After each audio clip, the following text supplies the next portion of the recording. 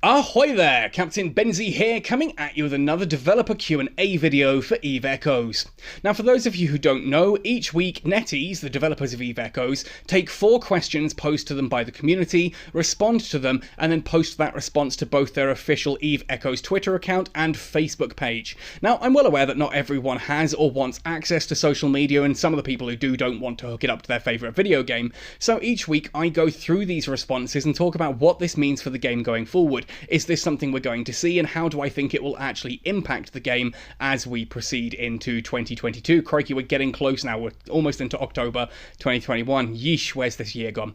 Anyway, if you yourself have a particular question that is just burning to be answered, then there is a link in the description of this video down below that will take you through to a Google document. You can enter your question or suggestion there, and if yours is one of the ones chosen to be responded to, not only do you get an answer, not only do you get featured in one of my videos, you also get a month of basic Omega, which I think is pretty awesome. Anyway, all that said and done, let's jump straight into this week's developer Q&A questions, the 4 questions for the week of the 9th, September 15th through to September 21st. First up, is there any future plan for mining events? Most of the events I've seen are tailored towards PvP. It would be nice to have a chance of pace and give our miners, and I'm assuming there's a bit that's been cut off there. Now, it's interesting here, the perception that all of the events are tailored towards PvP, because if we have a look at events, I suppose this depends on what you really look at, what you describe as an event. So we've had obviously the freighter raids recently, which are definitely PvP. Before that, we had the hunt back in Easter, which was very much a PvE event. We had the Valentine's Day Gala, the Guardians Gala. We had the Yuletide event, both of which were very much PvE. They were locked encounters that no one could jump you in. They were purely PvE. In fact, the only PvP events I can think of are indeed the freighter raid event and the Crimson Harvest back in October, Halloween 2020, which even then was technically just a PvE event. It just happened to also happen in low sec and null sec, so if you were in a site, someone could attack you, so theoretically there was some PvP. I don't really see these as being tailored towards PvP. Tailored toward PvE, definitely, unless you're including the freighter raid, but I don't know. Even then, what's the response here? Thank you for your suggestion. We'll consider adding such events to the game, where players will see increased yield or boosted mining speed or other special buffs. Right, now, this is going to be a theme in this video. There's a couple of questions that elicit this same response in me. Miners, any of you miners who are listening, please stop asking for increased yield or boosted mining speed and special buffs and things like that for your mining. It is not doing you any favours. You may think that it means, oh, you're getting more materials. Yes, it does, but it also means those materials are being devalued. If you're a miner listening to this, please share this info with other miners out there. I'm not trying to be funny here, it's tiresome explaining to miners that, look, the more you get increased yield and boosted mining speed and things like that, the less useful your ores become until we get a point where those ores are actually required and being deleted from the market at a significant rate, which just does not happen right now. That's not due to insurance, that's due to the fact that blueprints are skewed primarily to use ISK as the barrier of entry. Ships cost more in ISK than they do in ores. We need to see the ISK values reduced on ships, the amount it costs to turn the oven on, etc., but increase the amount of ore, not planetary production, ore, straight up ore and mineral. That is what needs to be consumed more of. If you look on the market right now, ore is not at all expensive, so getting more of it doesn't help. All you're going to do is push that price even further down. Every time I see someone asking for increased yield or boosted mining speed and things like that, what you are essentially doing is racing to the bottom. We need a system in-game soon. Yesterday, in fact. We need a system that starts removing ore from the market so that ore actually increases in value. Otherwise, all this kind of thing does is just makes your ore even more worthless. Now, don't get me wrong, I get that the original question is about mining-based events, and yeah, I think stuff like that would be cool. I think, in fairness, we should be looking to include miners in more things, not just The simple fact is, though, NetEase will tell you this themselves. When you look at the amount of players flying around New Eden, the vast majority of them, like 90% of them, are straight up combat vessels. Most of the players in the game are combat-based pilots. All of industry fits into 10% of accounts, and mining obviously is only a part of industry. You then have haulers, you then have like the shipbuilders and stuff like that, but industry is a very small part of the game. Now, if you are only doing industry, I could make the argument, if I was feeling a little bit bit more disingenuous, I could make the argument that you are limiting yourself to 10% of the game. And so if you're like, feeling like you're missing out on stuff, maybe it's time to skill some other stuff out there as well. I kind of get the feeling that no one really should have full mining skills, full strip mining skills, and full shipbuilding skills in everything. Add some combat skills there from time to time. Join a PvP roam with your alliance. Do some PvE ratting with your guys as well. What's the point in earning all of this ISK if all you're doing is buying bigger and better and, like, mining ships? I don't know, maybe that's just me. I don't mean to be unfair to miners. I really don't mean to be unfair to miners. I know it's a really chill way of relaxing and playing the game, and I do think you can have some interesting events to support them. I don't think increased yield of boosted mining speed is a good way to do it. I think ultimately what we should be looking at is a way to make mining more interesting or more lucrative. So maybe, like we've just had this week with this whole Into the Void scanning event, maybe we should have some more encounters that want you to deliver a certain amount of ore or minerals or whatever, and up the value of those. Make it more lucrative to be mining, not flood the market with even more ore. Make mining more lucrative. Stop just crushing ores down into something that's even less useful, even less valuable. Anyway, let's move on here. Question 2. Are there any plans to make ancient remains worth picking up? Oh goodness, yes please.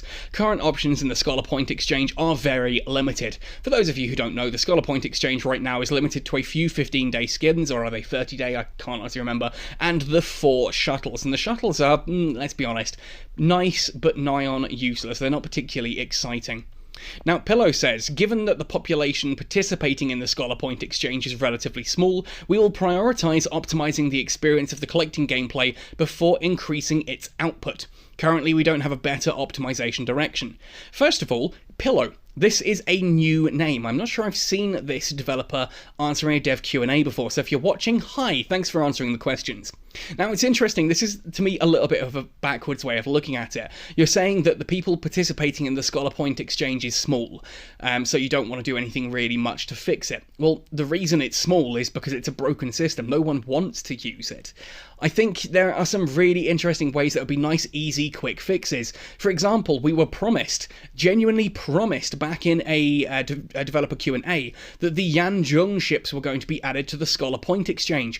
Put the Kanyue prototype and the Shanyue prototype on the Scholar Point Exchange. Put the Decomposers. Put the what they called the magnetic field, not magnetic field stabilizers, the weapon upgrade module for Decomposers on there. Put the rig blueprints on there, for crying out loud. Just flood the market with some really cool Yanzhong stuff, even if it's just the stuff we've already had from that monthly login reward.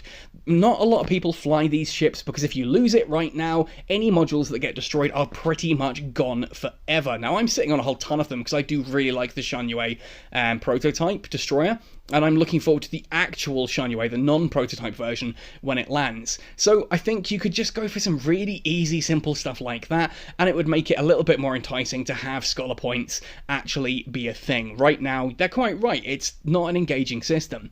I sat there through about 3,000 separate of the ancient remains, bought off Granberia, thank you very much, opened every single one of them to make sure that I'd completed everything that you could hand in the Scholar Points, just to see if there's anything that happens if you hand them all in at the Museum Arcana, and nothing happens. You just get a really cool load of lore and information, and then you sit on a ton of Scholar Points that don't really do anything for you.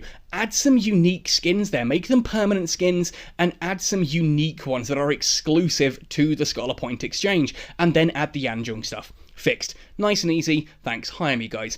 Moving on to question 3. Would you please consider correcting all Explorer frigates by adding a third mid-slot? Unfortunately, 2 slots are not sufficient for true exploration, and we find ourselves having to refit several times in a station, which in Null is often impossible. Thank you. Now, I'm not sure if this is me who asked this question or if it's someone else who has worded the question very similarly to how I looked at it. I'll have to see if I get a month of Basic Omega added. Otherwise, congratulations and preach to whoever put this here. You've got an Explorer frigate. It's a frigate designed for exploring, as the name quite willingly suggests. To go exploring, you need a wide resonance scanner, a relic analyzer, and a data analyzer. So why are the Explorer frigates the only ships above Tier 8 and above that have 3 mid-slots? In fact, they are the only frigates or destroyers above Tech 7 that only have fewer than 3 mid-slots. Literally, if you look at every frigate and destroyer, Tech 7 and above, and every ship, Tech 8 and above, they all have 3 mid-slots. So why are these Tech 10 ships sitting on 2? It makes absolutely no sense, and it needs fixing. Thank you for your suggestion, says Wilson. We will consider adding another mid-slot to the exploration frigates in a balance patch later.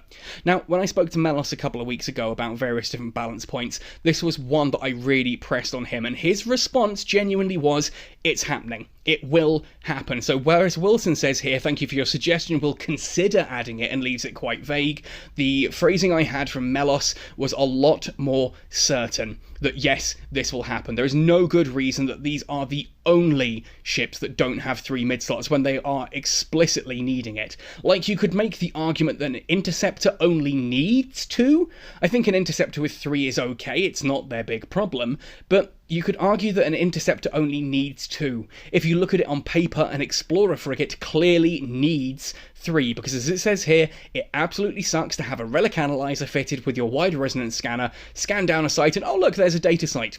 Now you need to find the nearest station, dock up, swap to a data analyzer, get back to where you were, and hope that no one else has found it in that time limit. Like, seriously, exploration is in such a bad place at the moment. Scanning and hacking is in such a bad place at the moment.